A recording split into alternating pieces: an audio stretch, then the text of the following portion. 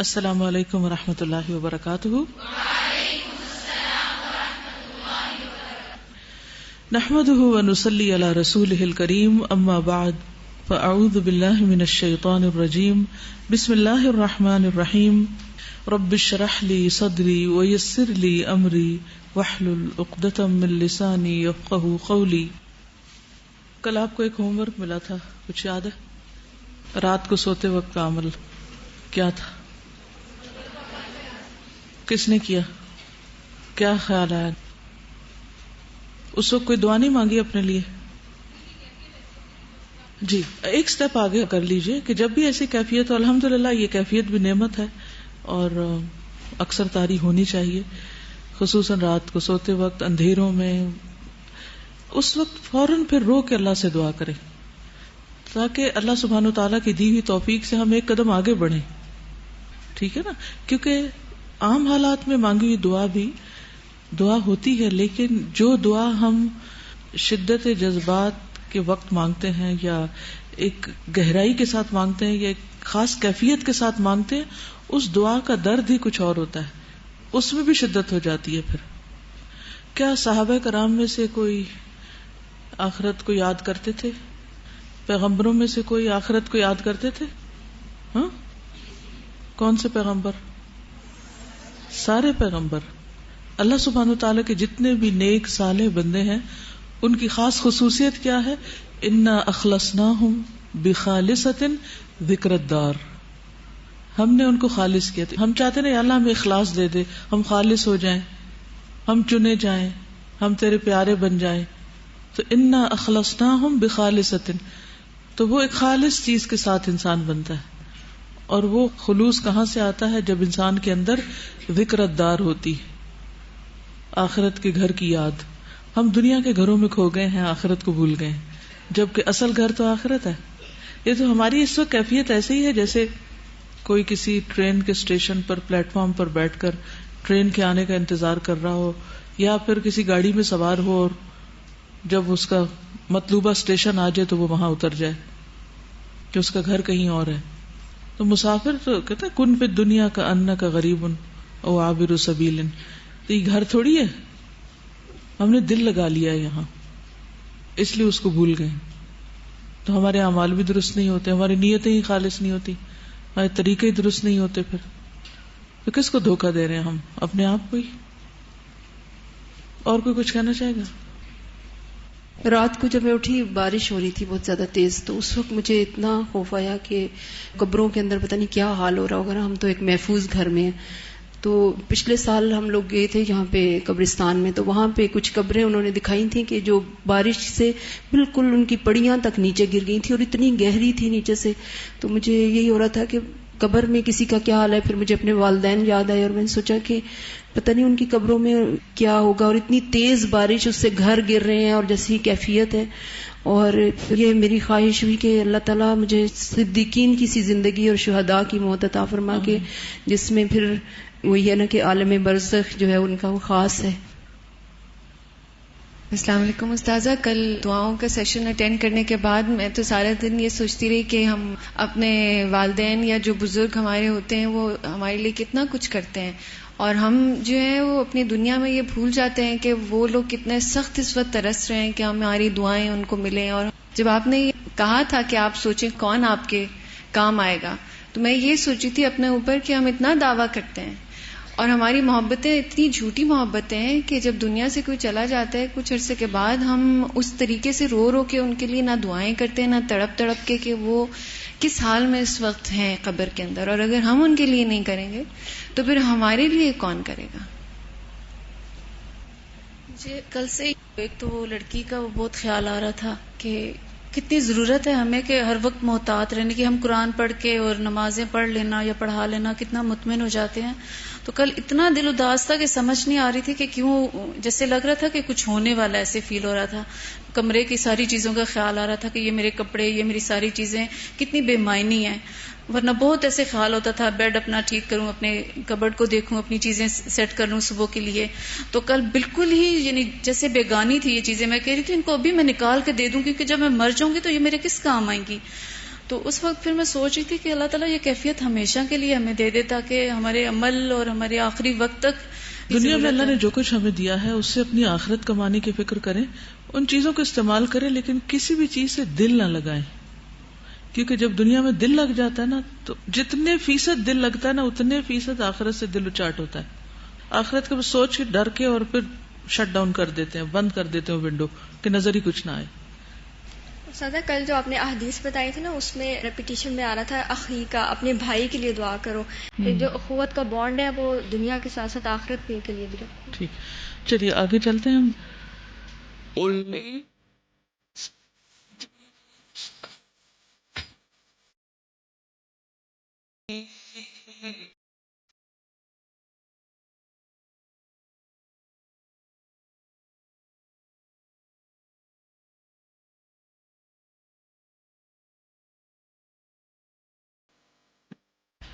ایک ہے دنیا کے لیے جینا اور ایک ہے رب العالمین کے لیے جینا جو ساری کائنات کا رب ہے. ایک ہے دنیا والوں کی خوشنودی کی خاطر بھاگ دوڑ کرنا اور ایک ہے اللہ سبحانہ و تعالیٰ کو خوش کرنے کے لیے سب کام کرنا. دنیا کے لیے بھاگ دوڑ کرنے والے دنیا کا ایک معمولی حصہ پا لیتے ہیں جو کہ اللہ کے نزدیک ایک مچھر کے پر برابر بھی نہیں، لیکن آخرت کو رزق پہ رکھ کے. اس کے برعکس جو لوگ آخرت کے لیے جیتے ہیں اللہ سبحانہ و تعالیٰ جب دنیا ان کو دیتا ہے تو اس دنیا سے بھی وہ اپنی آخرت بناتے ہیں. وہ دنیا کے لیے نہیں جیتے یا دنیا والوں کو خوش کرنے کے لیے نہیں جیتے اور دنیا کو خوش کر کے اپنی آخرت کو نہیں بگاڑتے. لیکن بہرحال ہم سب انسان ہیں، اللہ نے ہمیں جو دل دیا وہ الٹ پلٹ ہوتا رہتا ہے، کبھی اس طرف جھکتا کبھی اس طرف جھکتا، کبھی دنیا کی طرف کبھی آخرت کی طرف. کبھی ہم خوشی کے عالم میں ہوتے ہیں کبھی خوف کے عالم میں ہوتے ہیں، کبھی کسی کیفیت میں کبھی کسی کیفیت میں. اس لیے ہم سے بہت سی غلطیاں ہوتی رہتی ہیں. ہم خود بھی اپنے لیے بخشش کی دعا مانگتے ہیں، لیکن اس کے ساتھ ساتھ دوسروں سے بھی، یعنی مرنے والے کے بعد میں جو بھی اس کے لواحقین ہوں، جو بھی زندہ ہوں، ان کو بھی یہ ذمہ داری دی گئی ہے کہ وہ مرنے والے کے لیے بخشش کی دعا کریں. تو بخشش کی دعائیں صرف زندوں کے لیے نہیں، مردوں کے لیے بھی ہیں. آج ہم اگلی دعا پڑھیں گے. اللہم اغفر لحینا ومیتنا وصغیرنا وکبیرنا وذکرنا وانثانا وشاہدنا وغائبنا اللہم من احییتہ منا فاحیہ علی الایمان ومن توفیتہ منا فتوفہ علی الاسلام اللہم لا تحرمنا اجرہ ولا تضلنا بعدہ. اے اللہ ہمارے زندوں اور مرنے والوں کو بخش دے اور چھوٹوں اور بڑوں کو بخش دے، مردوں کو اور عورتوں کو، حاضر موجود لوگوں کو اور جو موجود نہیں ہیں انہیں بھی بخش دے. اے اللہ ہم میں سے جسے تو زندہ رکھے اسے ایمان کے ساتھ زندہ رکھ، اور جسے تو موت دے اسے اسلام پر موت دے. اے اللہ ہمیں اس مرنے والے کے اجر سے محروم نہ رکھ اور اس کے بعد ہمیں کبھی گمراہ نہ کرنا. دعا کا پس منظر یہ ہے کہ رسول اللہ صلی اللہ علیہ وسلم نے ایک جنازے کی نماز پڑھی تو یوں دعا فرمائی. یعنی یہ دعا بیسیکلی جنازے کی دعا ہے، نماز جنازہ میں پڑھتے ہیں، لیکن دعا ہے تو دعا کسی وقت بھی پڑھی جا سکتی ہے. اور جو لوگ جیسے خواتین عام طور پہ جنازہ نہیں پڑھتی تو وہ اپنے کسی بھی عزیز قریبی پیارے رشتہ دار کے لیے، یا ایون نہ بھی رشتہ دار ہو، کوئی ہمسایہ ہو، کوئی جان پہچان والا شخص ہو، کسی کی بھی موت کی خبر سنے تو اس وقت یہ دعا پڑھ سکتے ہیں. ہمیں سے کتنے لوگ ہیں جو اخبار میں طرح طرح کی خبریں پڑھتے ہیں کہ فلاں مر گیا اور فلاں مر گیا اور فلاں ملک میں اتنے سینکڑوں لوگ جو ہیں وہ فلاں حادثے میں مر گئے. تو ہم جب یہ خبریں سنتے ہیں یا پڑھتے ہیں تو ہم میں سے کتنے لوگ ہیں جو ان مرنے والوں کے لیے دعا بھی کریں؟ کبھی خیال آیا بے حسی کے ساتھ بس ٹھیک ہے، اوہو مر گئے، بڑا ظلم ہو رہا ہے، ہمیں کچھ کرنا چاہیے. ٹھیک ہے وہ اپنی جگہ ہے باتیں سوچنے کی، لیکن جانے والے کی دنیا تو ختم ہو گئی، اس کے لیے بھی تو کچھ کرنا چاہیے نا. ہم صرف اسی پہ ہی بیٹھ کے روتے رہے کہ ایسا ہو گیا اور ایسا ہو گیا، وہ فلاں مر گیا تو کیوں مر گیا. نہیں، ہمیں اب وہ تو ہونا تھا جو ہو گیا. اب جو کرنے کا کام ہے، سب سے پہلا کام یہ کہ وہ مرنے والے کے لیے بخشش کی دعا کریں. اور پھر آپ دیکھیے کہ نبی صلی اللہ علیہ وسلم نے سب کو انکلوڈ کیا ہے اس میں. اب لفظی ترجمہ دیکھیے، اللہم اغفر، اے اللہ بخش دے. لحینا ہمارے زندوں کو، ومیتنا اور ہمارے مردوں کو. یعنی سب سے پہلے اپنی بخشش مانگی کہ اللہ ہمیں بھی بخش دے جو زندہ ہیں اس وقت، اور جو مر چکے ہیں ان سب کو بخش دے. وصغیرنا وکبیرنا، اور ہمارے چھوٹوں کو اور ہمارے بڑوں کو. وذکرنا، اور ہمارے مردوں کو. وانثانا، اور ہماری عورتوں کو. وشاہدنا، اور ہمارے حاضر لوگوں کو جو اس جنازے میں حاضر ہے. وغائبنا، اور ہمارے غائب ہونے والوں کو. اللہم اے اللہ، من احییتہ منا، جس کو تو نے زندگی دی ہم میں سے، فاحیہ علی الایمان، اسے زندہ رکھ ایمان پر. ومن توفیتہ، اور جس کو تو نے موت دی، منا ہم میں سے، فتوفہ علی الاسلام، تو اسے فوت کر اسلام پر.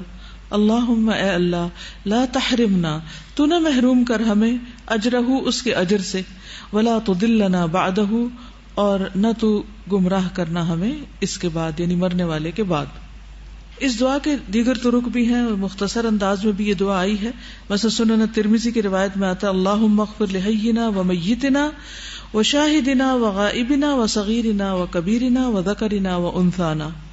سنن النسائی میں آتا ہے اللہم اغفر لحینا ومیتنا وشاہدنا وغائبنا وذکرنا وانثانا وصغیرنا وکبیرنا. تھوڑے سے الفاظ آگے پیچھے ہیں. مسند احمد کی روایت میں اللہم اغفر لحینا ومیتنا وشاہدنا وغائبنا وصغیرنا وکبیرنا وذکرنا وانثانا اللہم من احییتہ منا فاحیہ علی الاسلام. یہاں زندہ کے لیے اسلام کی دعا ہے، پیچھے جو ہم نے دعا پڑھی اس میں ایمان کی ہے. ومن توفیتہ منا فتوفہ علی الایمان، اور جس کو تو فوت کر دے اس کو تو ایمان پر فوت کر، یعنی ایمان کے ساتھ دنیا سے لے جا. تو اس دعا کی تھوڑی سی مزید شرح دیکھتے ہیں. سب سے پہلے ہے اللہم اغفر لحینا، اے اللہ تو بخش دے ہمارے زندوں کو، جو لوگ زندہ ہیں ان کو بخش دے. عام طور پر جب کوئی فوت ہو جاتا ہے تو ہم سب کی توجہ اسی کی طرف ہو جاتی، ایسا ہی ہوتا نا. مثلا گھر میں کسی کے 5 بچے اور ایک فوت ہو جائے تو وہ ساری توجہ کس پہ کر دیتی ہے؟ ماں یا لواحقین فوت ہونے والے کی طرف. اسلام نے اس غم کی حد مقرر کی کہ 3 دن سے زیادہ نہیں. ٹھیک ہے دل میں انسان محسوس کرتا ہے، لیکن یہ نہیں کہ زندگی کے سارے کام کاروبار سے اور جو اپنے لیے کچھ کرنا یا دوسروں کے لیے کرنا وہ سب کو چھوڑ کے بیٹھ جائیں. کاروباری زندگی متاثر نہیں ہونا چاہیے. پھر یہ ہے کہ ہم مرنے والے کے لیے تو بازو کے جنازہ بھی پڑھ رہے ہیں، اس کا اہتمام کر رہے ہیں، دعائیں بھی مانگ رہے ہیں، اور کچھ لوگ اس سے آگے بڑھ کر وہ کام بھی کرتے ہیں جو اللہ کے رسول صلی اللہ علیہ وسلم نے ہی بتایا. مثلا کیا کرنے لگتے ہیں؟ قرآن پڑھ کے اس کو دینے لگتے ہیں. کوئی 2.5 پارے پڑھ کے دیتا ہے، کوئی تسبیحات پڑھ کے. ہماری تسلی اس پر کوئی نہیں ہوتی کہ جو مسنون طریقے ہیں. ہم کہتے ہیں ابھی کچھ کیا نہیں، اس لیے ہمیں کچھ اور چاہیے ہوتا ہے، پھر کچھ اور چاہیے ہوتا ہے، پھر کچھ اور ہر ایک نے رنگا رنگ اپنے اپنے طریقے ایجاد کر رکھے جو اگین دین کا حصہ نہیں، بلکہ الٹا انسان کے خلاف چارج قائم ہوگا. یعنی انسان کو اس پر پوچھ ہوگی یہ کیا کیوں، جو بتایا نہیں گیا تھا اس میں کیوں ہاتھ ڈالا. تو اس میں آپ دیکھیے کہ اسلام کتنی معتدل سوچ دیتا ہے کہ ٹھیک ہے مرنے والے کے لیے بخشش مانگو، لیکن اپنے سے شروع کرو، اپنے لیے بھی مانگو، کیونکہ ہم سب محتاج ہیں بخشش کے. اور اس سے یہ بھی سبق بھی ملتا ہے کہ اس وقت انسان یہ یاد رکھے کہ ہم نے بھی مرنا ہے. اور کتنی بار ایسی خبریں ملتی ہیں کہ ایک شخص دوسرے کے جنازے پہ جا رہا تھا اور خود اس کی اپنی ڈیتھ ہو گئی. تو اس لیے کتنا ضروری ہے کہ موت کی خبر جب آئے، موت کی یاد جب آئے تو انسان فوراً اپنے لیے بھی بخشش کی دعا مانگے. تو اللہم اغفر لحینا ومیتنا، اور ہمارے مردہ کو بخش دے، ہماری میت کو بخش دے. وصغیرنا وکبیرنا، اور ہمارے چھوٹے کو اور بڑے کو. اب چھوٹا جو ہے وہ تو مکلف ہی نہیں ہے، اس کا تو حساب ہی نہیں ہے، اس کا کوئی گناہ ہی نہیں ہے، تو ان کے لیے کوئی استغفار کی جا رہی ہے. تو اس کی کئی ایک وجوہات ہو سکتی. نمبر 1 یہ کہ بچے کے لیے استغفار اس کے درجات کی بلندی کا ذریعہ بنتے. رسول اللہ صلی اللہ علیہ وسلم جن کے کوئی گناہ نہیں تھے، ان کے اگلے پچھلے سب چیزیں معاف کر دی گئی تھی، لیکن اس کے باوجود وہ دن میں 70 سے 100 بار استغفار کرتے تھے. اور اللہ سبحانہ وتعالیٰ نے بھی آپ کو استغفار کا حکم دیا تھا. کس صورت میں حکم دیا گیا؟ شابش، سورۃ النصر میں. اذا جاء نصر اللہ والفتح ورأيت الناس يدخلون في دین اللہ افواجا فسبح بحمد ربک واستغفرہ. اب اس میں اشکال پیدا ہوتا ہے نا کہ ایک طرف کہا گیا کہ اللہ نے آپ کے اگلے پچھلے سارے گناہ معاف کر دیے، اور پھر فرمایا جا رہا ہے کہ آپ استغفار کیجیے. تو اس کی وجہ آپ نے کیا بتائی تھی؟ کہ میں شکر گزار بندہ بن جاؤں. اور یہ آپ کے درجات کی بلندی کا ذریعہ تھا بیسیکلی. تو کبھی آپ کو یہ خیال ہونا کہ میں تو بہت ہی معصوم اور انوسینٹ، میں تو کبھی کوئی گناہ کیا ہی نہیں. کئی لوگوں کو بڑا زوم ہوتا ہے ہم میں کوئی غلطی نہیں، غلطیاں سب دوسروں میں. تو جو اس دھوکے میں مبتلا ہو وہ بھی کیا کرے؟ اپنے لیے استغفار کرے. بہت سے گناہ جن کو ہم جانتے ہی نہیں، ان پہ بھی معافی مانگنے کی ضرورت ہے. اور بہت سے وہ جن کو ہم جانتے ہیں تو ان پہ تو اور زیادہ شعوری طور پر نام لے لے کے اللہ میرے اس گناہ کو معاف کر دے، میری زیادتی اور جو نافرمانی ہے اس کو تو معاف کر دے. تو چھوٹے بچوں کے لیے استغفار ان کے درجات کی بلندی کا باعث ہے. ٹھیک ہے. دوسری بات یہ بھی کہی گئی ہے کہ صغیر سے مراد جوان ہے اور کبیر سے مراد بوڑھا ہے. یعنی ہمارے جوانوں کو اور ہمارے بڑوں بزرگوں کو معاف فرما دے. پھر یہ بھی ہے کہ تمام افراد کا احاطہ کیا گیا ہے. کیا مطلب اس بات کا؟ کہ نہ چھوٹے کو چھوڑا نہ بڑے کو چھوڑا، سب کے لیے بخشش، نہ زندہ کو نہ مردہ کو، نہ عورت کو نہ مرد کو، سب کے لیے بخشش ضرور ہے. سب کے سب بخشش کے محتاج ہیں. پھر فرمایا وذکرنا وانسانا، مردوں اور عورتوں کو. تو اس سے بھی کیا پتہ چلتا ہے کہ سب اس میں شریک ہیں. وشاہدنا وغائبنا، اور ہمارے حاضر کو اور ہمارے غائب کو، یعنی جو لوگ اس جنازے میں حاضر ہوئے ہیں اور جو یہاں نہیں پہنچ سکے ان سب کو بھی، کیونکہ جو تو جنازے میں حاضر ہیں وہ تو دعائے بخشش اپنے لیے بھی مانگ رہے ہیں، مردے کے لیے بھی مانگ رہے ہیں، اور جو مر چکے ہیں ان کے لیے بھی مانگ رہے ہیں. لیکن جو آئی نہیں وہ اس وقت کی اس بخشش کی دعا سے محروم ہے، تو اللہ ان کو بھی بخش دے. اللہم من احییتہ منا فاحیہ علی الایمان، اے اللہ جو شخص ہم میں سے زندہ رکھا تو نے اس کو، اسے ایمان پر زندہ رکھ. کیونکہ ایمان جو ہے وہ شعوری اسلام کا نام ہے نا، یعنی شعور کے ساتھ مومن بن کے جئیں. ومن توفیتہ منا فتوفہ علی الاسلام، اور جس کو تو نے فوت کیا اس کو تو اسلام کی حالت میں فوت کر، یعنی کفر کی حالت میں نہیں، یا پھر اطاعت اور فرما برداری کی حالت میں. ٹھیک ہے. ایمان قلبی تصدیق اور یقین کا نام ہوتا ہے، اور عملی طور پر اس کا اظہار اسلام ہوتا ہے. اس میں ہم کافی ڈسکشن پہلے کر چکے ہیں کہ اگر یہ دونوں ساتھ ساتھ آئے تو پھر کیا معنی ہے، اور اگر الگ آئے تو مراد اس سے کیا ہے کہ یا اللہ ہماری زندگی اور ہماری موت دونوں ہی تیری اطاعت میں ہوں، اس حال میں تو ہمیں فوت کر کے تو ہم سے راضی ہو. پھر اس کے بعد فرمایا اللہم لا تحرمنا اجرہ، اے اللہ ہمیں اس کے اجر سے محروم نہ کرنا. تو میت کے اجر سے محرومی یعنی اس کی وفات پر جو ہمیں صدمہ پہنچا ہے اور ہم دکھی ہوئے ہیں اور غمگین ہوئے ہیں، یا ہمارا کوئی اور لاس ہوا ہے، مثلا گھر کا کمانے والا چلا گیا، تو اس کے جانے کے بعد جو مصیبت آئی ہے ہم پر، اس پر جو ہم صبر کر رہے ہیں یا کریں گے، اس صبر کے اوپر ملنے والے اجر سے تو ہمیں محروم نہ کر. صبر کے اجر سے محروم نہ کرنا. کتنی خوبصورت دعا ہے. اب اس وقت میت کے لیے نہیں دعا ہو رہی، یہ پھر کس کے لیے ہو رہی ہے؟ اپنے لیے ہو رہی ہے. کتنا معتدل ہے دین. یہ دوسروں کے لیے کرو لیکن اپنا خیال رکھتے ہوئے، ایک ہی طرف نہ لڑک جاؤ. اور اس کے بعد ولا تضلنا بعدہ، ہمیں اس کے بعد گمراہ نہ کرنا. اور ایک اور دعا میں آتا ہے ولا تفتننا بعدہ، ہمیں اس کے بعد کسی فتنے میں نہ ڈالنا. یعنی یہ تو دنیا سے ایمان کے ساتھ اسلام کے ساتھ فوت ہو کے چلا گیا، یہ تو خوش قسمت ہے، لیکن آئے دن دنیا میں نئے نئے فتنے جنم لے رہے ہیں. مثلاً آج سے 20-30 سال پہلے جو لوگ فوت ہوئے، کیا وہ انٹرنیٹ کے، فیس بک کے، فحش چیزوں کے، مناظر کے فتنے میں پڑے تھے؟ نہیں پڑے، وہ اس سے محفوظ چلے گئے. آج آپ دیکھیں کہ چھوٹا کیا اور بڑا کیا، جو بھی اس پر بیٹھ جائے ہر طرح کی انفارمیشن اور ہر چیز وہاں اویلیبل ہے. اس فتنے سے وہی بچ سکتا ہے جس کو اللہ بچائے، جس کے اندر اللہ کا ڈر ہو، اللہ کا خوف ہو، ورنہ بہت سے چور دروازے ہیں گمراہی میں پڑنے کے.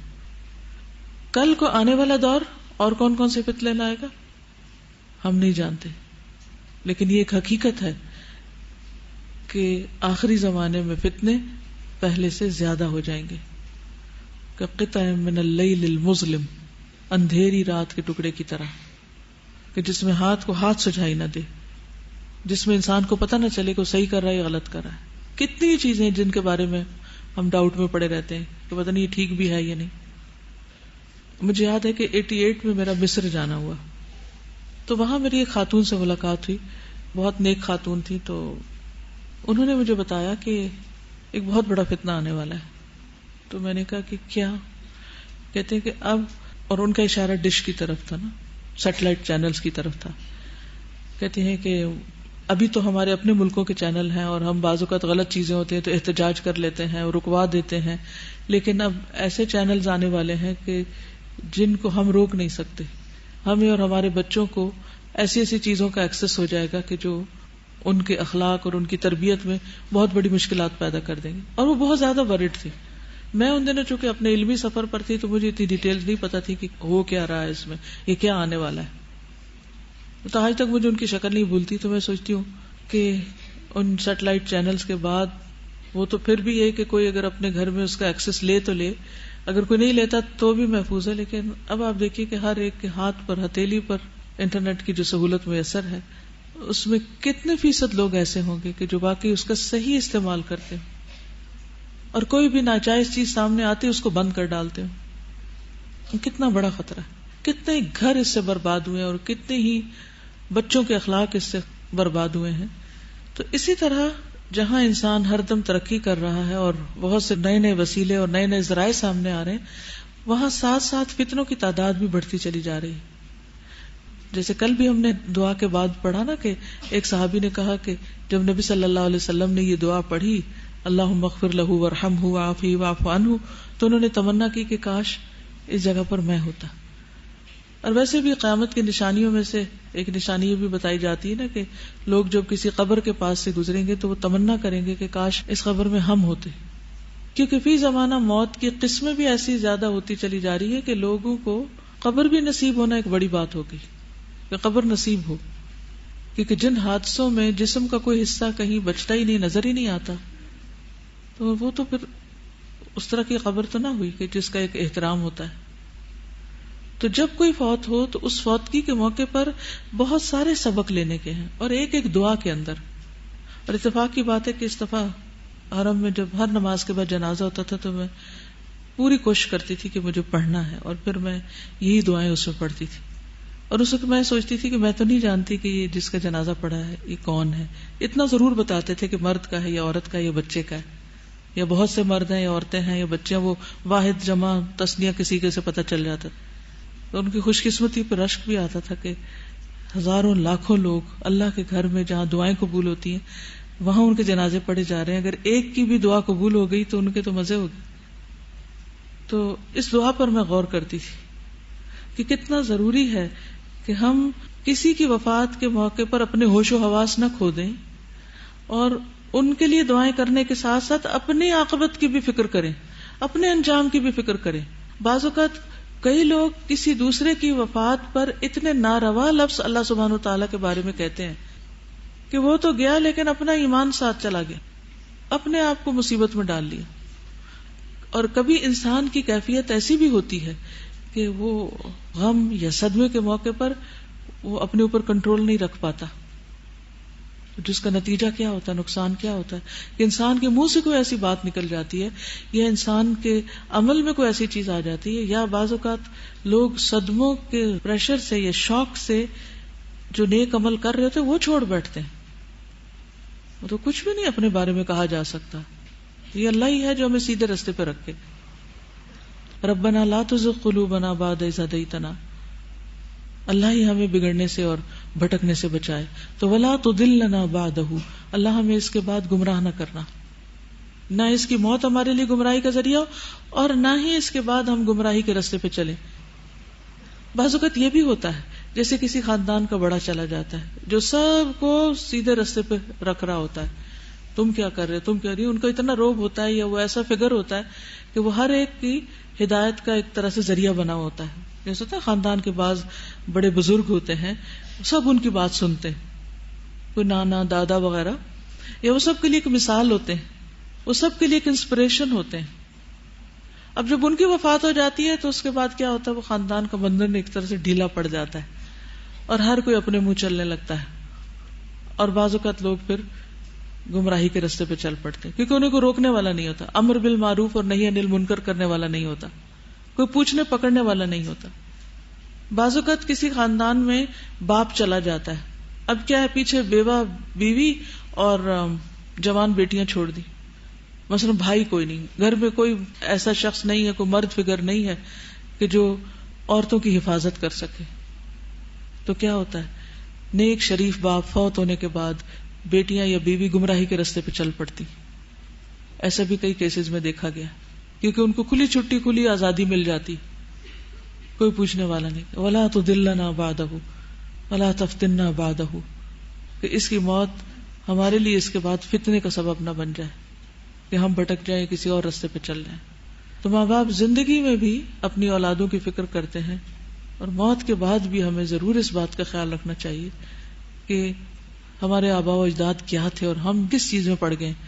چلیں اگر ان کی شرم و حیا نہیں تو ہمیں یہ سوچنا چاہیے کہ ہم کس پیغمبر کی امت ہیں, کون ہیں ہم, اور اگر ہم نے عمل درست نہ کیے تو کس قدر رسوائی کا باعث ہوگا یہ سب کچھ.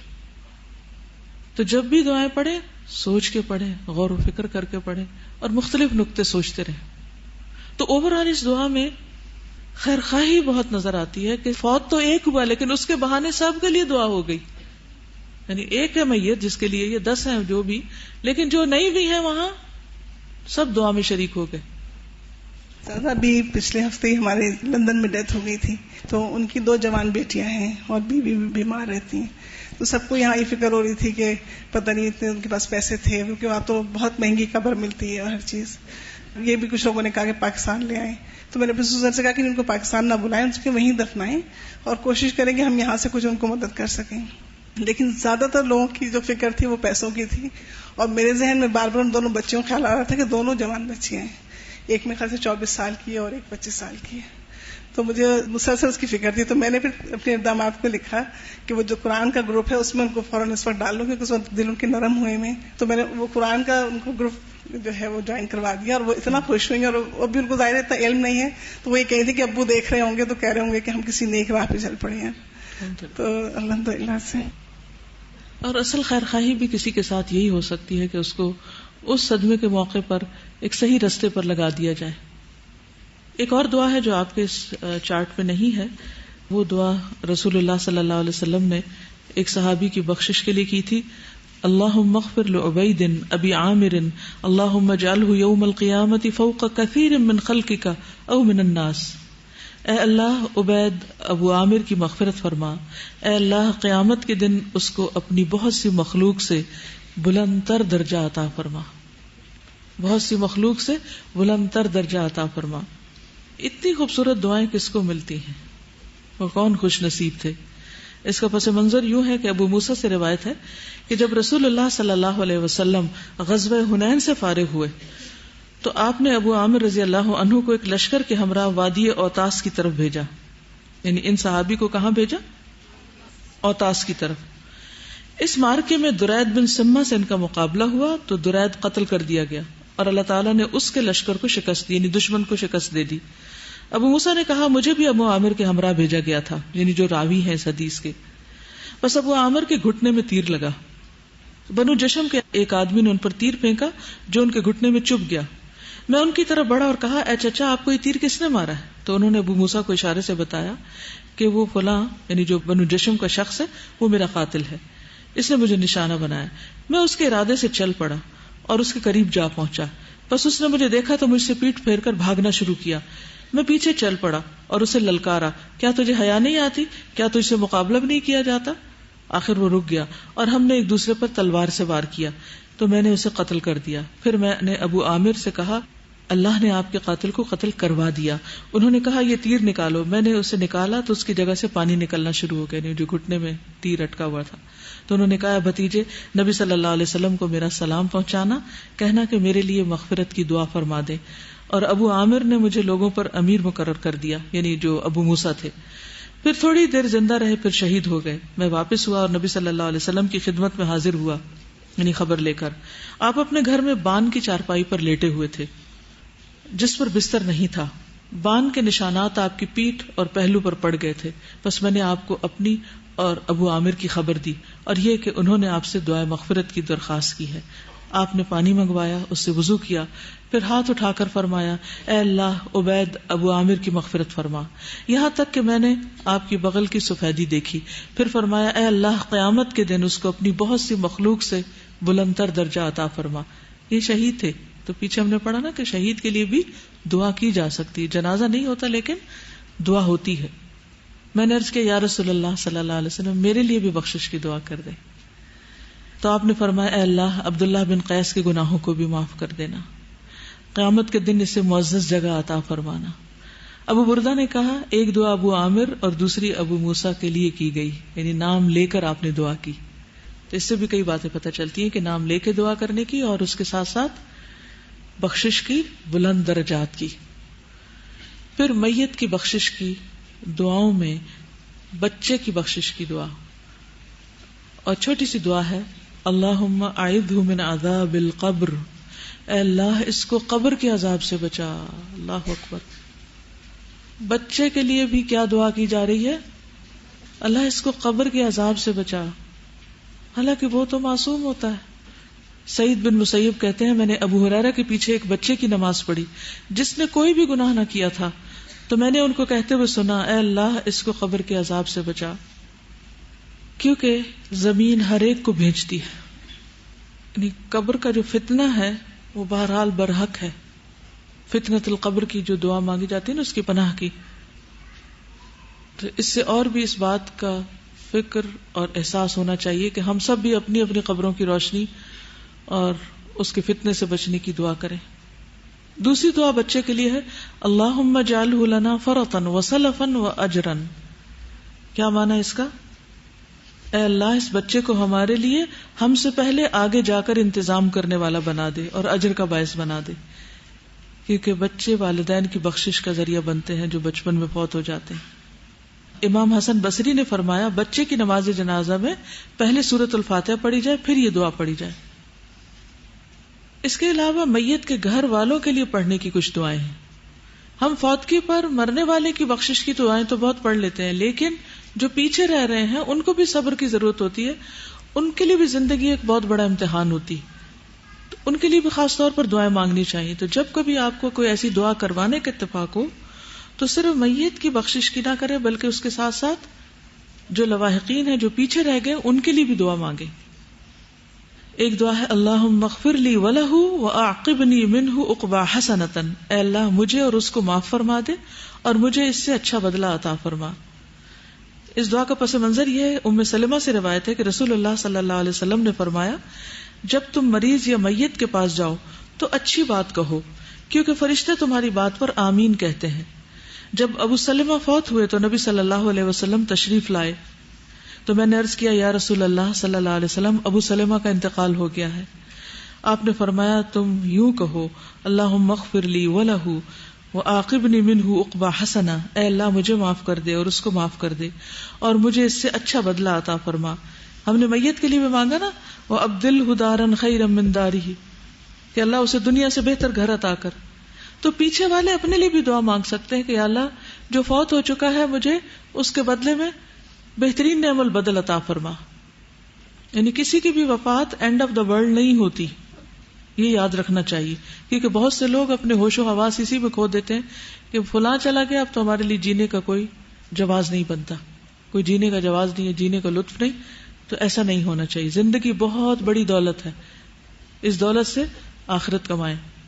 وہ کہتی ہیں کہ میں نے یوں دعا کی تو اللہ سبحانہ و تعالیٰ نے مجھے ان سے بہتر محمد صلی اللہ علیہ وسلم عطا کر دیے.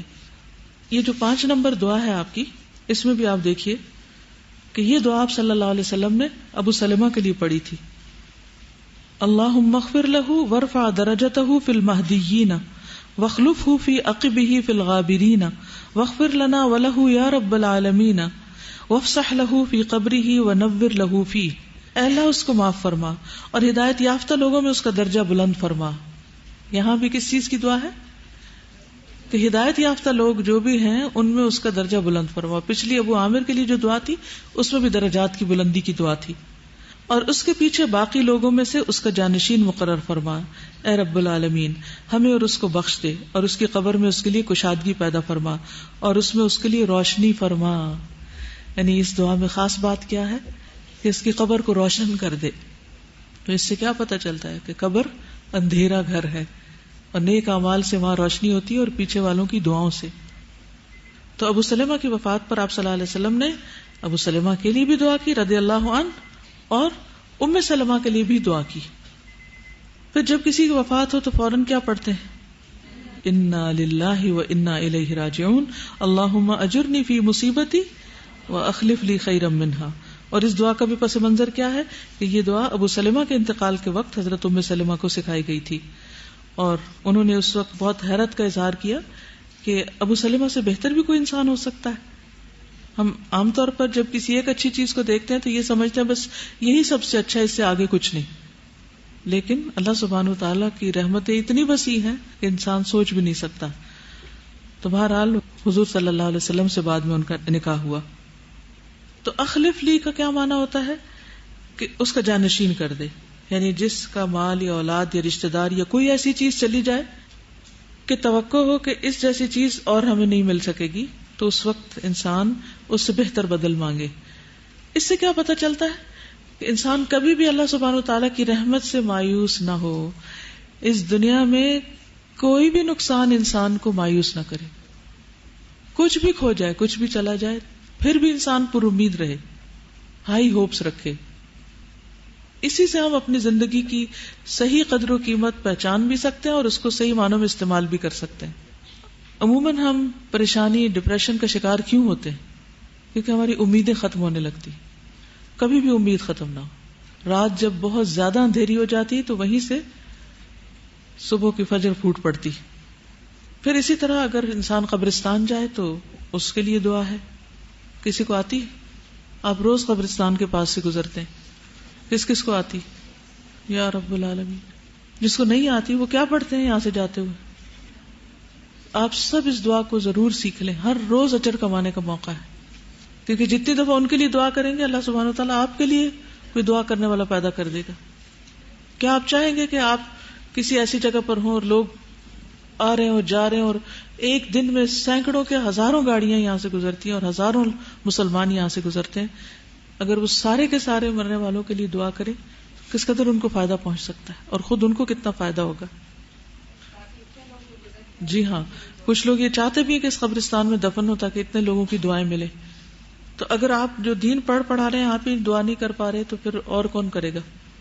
تو قبرستان سے گزرنے کی دعا ہے السلام علیکم دار قوم مؤمنین و انا انشاء اللہ بکم لاحقون. صحیح مسلم کی روایت ہے, سلامتی ہو تم پر اے مومنو اور ہم بھی انشاءاللہ تم سے آ ملنے والے ہیں. کتنی چھوٹی سی دعا ہے, اس میں بھی اپنی بات ضرور کی گئی ہے کہ اپنا بھی سوچو وہیں جانا ہے. صحیح مسلم کی دوسری دعا ہے السلام علیکم دار قوم مؤمنین واتاکم ما توعدون غدا مؤجلون وانا انشاء اللہ بکم لاحقون. سلامتی ہو تم پر اے مومنو, تمہارے ساتھ کیا گیا جنت کا وعدہ کل کو بہت جلد تمہارے پاس آ رہا ہے اور ہم بھی انشاءاللہ تم سے آ ملنے والے ہیں. یعنی ان کو بھی پر امید کیا جا رہا ہے, ان کے بارے میں بھی حسن ظن رکھنے کو کہا گیا ہے. اسی طرح ایک اور دعا ہے السلام علی اہل الدیار من المؤمنین والمسلمین ویرحم اللہ المستقدمین منا والمستأخرین وانا انشاء اللہ بکم للاحقون. سلام ہے ایماندار گھر والوں پر, مسلمانوں پر, مومنوں پر, مسلمانوں پر. اللہ ہم سے آگے جانے والوں پر رحمت فرما دے, یعنی جو فوت ہو چکے ہیں ان کی بخشش فرما دے, اور پیچھے رہ جانے والوں پر بھی, یعنی جو ہم بعد میں ہیں. ہم انشاءاللہ تم سے آ ملنے والے ہیں. جب کوئی رخصت ہو رہا تو عام طور پر ہم کیا کہتے ہیں؟ سی یو سون کہتے ہیں نا, یا کہتے ہیں hope to see you soon, یا آئی وش, یا کچھ بھی. تو جب کوئی جدا ہو رہا ہوتا ہے اس وقت ہم دوبارہ ملنے کی بات کر رہے ہوتے ہیں. تو جو فوت ہو چکے ہیں ان سے ملنے کی بات کیوں نہیں کرتے؟ ان کو بھی کہا کریں سی یو سون. اچھا، یہ جو دعا ہے اس کا پس منظر کیا ہے؟ حضرت عائشہ کہتی ہے کہ نبی صلی اللہ علیہ وسلم نے فرمایا، جبریل میرے پاس آیا اور کہا آپ کے رب نے آپ کو حکم دیا کہ آپ بقیع تشریف لے جائیں، یہ آپ کی وفات سے چند دن پہلے کا واقعہ ہے، اور ان کے لیے مغفرت مانگیں۔ میں نے عرض کیا، یا رسول اللہ صلی اللہ علیہ وسلم، میں جاؤں تو میں کیا کہوں، کیا کہنا چاہیے وہاں جا کر؟ آپ صلی اللہ علیہ وسلم نے فرمایا، کہو سلام ہے ایماندار گھر والوں پر اور مسلمانوں پر، اللہ ہم سے آگے جانے والوں پر رحمت فرما اور پیچھے جانے والوں پر، اور ہم انشاءاللہ تم سے ملنے والے۔ ایک اور دعا ہے، السلام علیکم اہل الدیار من المؤمنین والمسلمین وانا انشاء اللہ للاحقون اسأل اللہ لنا ولکم العافیہ۔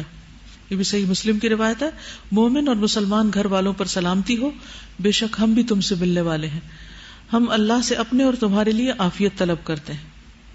ایک اور دعا ہے، السلام علیکم اہل الدیار من المؤمنین والمسلمین وانا انشاء اللہ بکم للاحقون انتم لنا فرط ونحن لکم تبع فنسأل اللہ لنا ولکم العافیہ۔ اس گھر کے مومنوں اور مسلمانوں تم پر سلام ہو، بے شک ہم بھی تم سے ملنے والے ہیں، تم پہلے چلے گئے، ہم تمہارے بعد آئیں گے، ہم اللہ سے اپنے اور تمہارے لیے عافیت طلب کرتے ہیں۔ ایک اور دعا ہے، السلام علیکم دار قوم مؤمنین وانا وإیاکم متواعدون غدا او مواکلون وانا انشاء اللہ بکم لاحقون۔ یہ سنن النسائی کی روایت ہے۔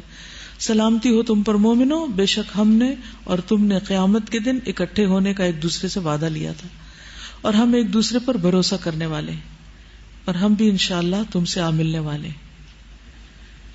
یعنی ہم میں سے ہر ایک نے قیامت کے دن حاضری کا ایک دوسرے سے وعدہ کیا تھا، یعنی ہم اس بات پر ایمان رکھتے تھے اور پھر ایک دوسرے پر ٹرسٹ کرتے تھے یا ایک دوسرے پر اعتماد کرتے تھے کہ ہم ایک دوسرے کے حق میں حجت بنیں گے، نہ کہ خلاف، ایک دوسرے کی گواہی دیں گے، ایک دوسرے کے لیے شفاعت کریں گے۔ پھر اسی طرح یہ ہے کہ میت کے گھر والوں کو بھی دعائیں دینی چاہیے۔ ایک دعا ہے میت کی بیوی کو جو دعا دی جاتی ہے، اللہم صب علیہ الخیر صبا ولا تجعل عیشہا کدا کدا۔ میں نے آپ کو واقعہ سنایا تھا نا حضرت جلابیب کا، یاد ہے؟ جب وہ شہید ہوئے تو آپ نے فرمایا یہ مجھ سے اور میں اس سے ہوں۔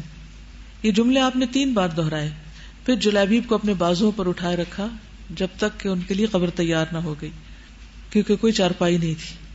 آپ صلی اللہ علیہ وسلم نے خود ان کو ان کی قبر میں لٹایا۔ اسحاق بن عبداللہ ثابت کہتے ہیں، کیا آپ کو پتا ہے نبی صلی اللہ علیہ وسلم نے اس لڑکی کو کیا دعا دی تھی جو جلابیب کی بیوی تھی؟ آپ کو یاد ہے نا کہ جلابیب خوبصورت نہیں تھے، تو کوئی ان سے شادی کو تیار نہیں ہوتا تھا، تو آپ نے مدینہ کی ایک بہت خوبصورت اچھی لڑکی کی طرف پیغام بھیجا، تو اس نے کہا اگر اللہ کے رسول صلی اللہ علیہ وسلم کا حکم ہے تو میں مانتی ہوں، حالانکہ ماں باپ بھی راضی نہیں تھے۔ تو آپ نے خاص طور پر اس کو دعا دی، کیا تھے؟ اللہم صب علیہ الخیر صبا ولا تجعل عیشہا کدا کدا۔ اے اللہ اس پر خوب خیر انڈیل دے اور اس کی زندگی کو مشقت والی نہ بنانا۔ کہا جاتا ہے کہ اس کے بعد انصار میں کوئی بھی لڑکی ایسی نہ تھی جو اس سے زیادہ خرچ کرتی ہو، اور اس کی ایک بہت اچھی جگہ پھر دوبارہ بھی شادی ہوگی۔ ان ساری دعاؤں میں آپ دیکھ رہے ہیں کہ نبی صلی اللہ علیہ وسلم نے خاص طور پر جن لوگوں کے لیے دعائیں کی ہیں وہ کون ہیں؟ جنہوں نے اپنی زندگی میں اللہ اور اس کے رسول صلی اللہ علیہ وسلم کے ساتھ وفاداری کی اور اطاعت کی اور ان کا حق ادا کیا اور دین کے لیے قربانیاں دی۔ پھر اسی طرح بچوں کو دعا دینا، یعنی اگر یتیم بچے پیچھے رہ گئے، تو حضرت جعفر جب شہید ہو گئے تو آپ صلی اللہ علیہ وسلم ان کے گھر تشریف لے گئے، بچوں کو پاس بٹھایا، اور حضرت عبداللہ بن جعفر کہتے ہیں کہ نبی صلی اللہ علیہ وسلم نے میرا ہاتھ پکڑا اور پکڑ کر اوپر اٹھایا اور دعا فرمائی، یعنی ان کو بھی کہا اور خود بھی۔ اور کیا دعا تھی؟ اللہم اخلف جعفرا فی اہلہ وبارک لعبداللہ فی صفقۃ یمینہ۔ اے اللہ جعفر کے اہل خانہ کے معاملے میں تو ان کا خلیفہ بن جا، یعنی تو ان کا مددگار بن جا، اور عبداللہ کے دائیں ہاتھ کے معاملے میں برکت فرما۔ یہ دعا آپ نے 3 مرتبہ فرمائی، یعنی جو بھی کوئی کام کاروبار کرے اس میں فائدہ اٹھائے۔ پھر اسی طرح میت کے باقی رشتہ داروں کو بھی دعا دینی چاہیے۔ اللہم اغفر لعبداللہ ابن قیس ذنبہ وادخلہ یوم القیامۃ مدخلا کریما۔ اے اللہ عبداللہ بن قیس کے گناہوں کو بھی معاف فرما دے اور قیامت کے دن اسے معزز جگہ عطا فرما۔ جب ابو عامر شہید ہو گئے تو اس کے بعد عبداللہ ان کی خبر لے کر گئے تھے، تو آپ صلی اللہ علیہ وسلم نے ان کے لیے بھی دعا کی تھی۔ تو اللہ سبحانہ وتعالی ہمیں بھی صحیح طور پر سنت کی پیروی کی توفیق عطا فرمائے، وہی کام ہم کریں جن کے کرنے کی ہمیں اجازت دی گئی اور ان کاموں سے بچیں جن سے بچنا چاہیے. وآخر دعوانا ان الحمدللہ رب العالمین. الحمدللہ آج کا یہ چیپٹر ہی نہیں بلکہ کتاب مکمل ہوئی, جو میرا خیال ہے فروری میں شروع کی تھی میں نے یا اس سے پہلے, اور دعا کر رہی تھی کہ اللہ تعالیٰ سے پورا کرا دینا, کیونکہ پڑھانے سے پہلے بھی بہت ڈر لگ رہا تھا اور دوران بھی, اور جب پوری نہیں ہوئی تو بھی, کیونکہ بہت دفعہ ایسا ہوتے ہیں جو ٹاپک پڑھا رہے ہوتے ہیں وہ آپ کی اپنی زندگی پر آ رہا ہوتا ہے, یعنی آپ اس کو ایکسپیرینس بھی کر رہے ہوتے ہیں. تو اللہ سبحانہ وتعالیٰ نے خیر و عافیت سے مکمل کرا دی. اللہ کا بہت زیادہ شکر ہے, اور اللہ ہمیں عمل کرنے والا بنائے اور بہترین زندگی اور بہترین موت عطا فرمائے. ان صلاتی و نسکی و محیای و مماتی للہ رب العالمین لا شریک لہ وبذالک امرت وانا اول المسلمین.